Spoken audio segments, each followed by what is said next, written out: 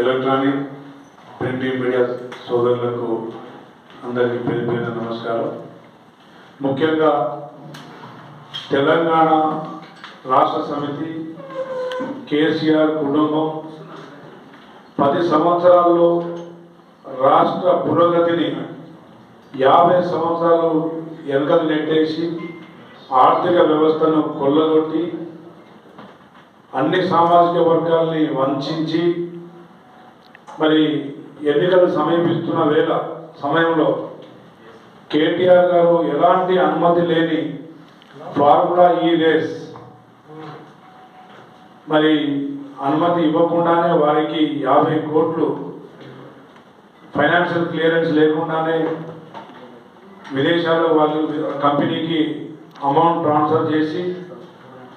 వారి ద్వారా electoral bonds రూపంలో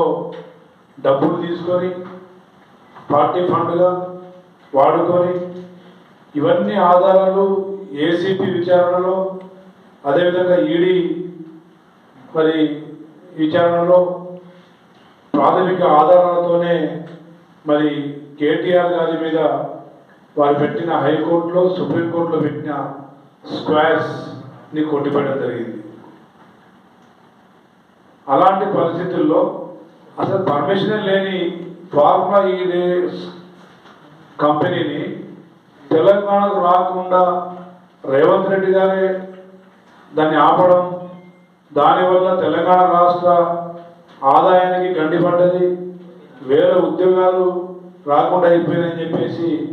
అసత్య ప్రచారాలు చేస్తున్న పిచ్చి ప్రవీణ్ గారికి మరి పిచ్చి పట్టిందా అని అడుగుతా ఉన్నా. ఒక ఐపీఎస్ అధికారిగా అధికారంలో ఉన్నప్పుడు వారు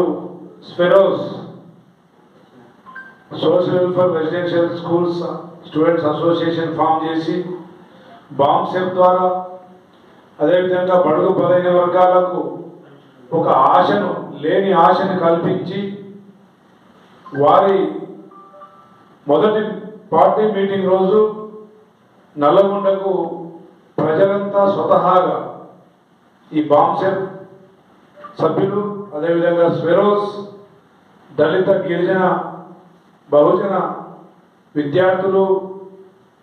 ఒక ఐపీఎస్ అధికారి అని చెప్పేసి నమ్మి స్వచ్ఛందంగా సత్తిముడులు కట్టుకొని నల్గొండ మీటింగ్ పోయారు లక్షలాది మంది. అలాంటి వారి ఆశల్ని అడియాసలు చేసిన ఈ పిచ్చి ప్రదీప్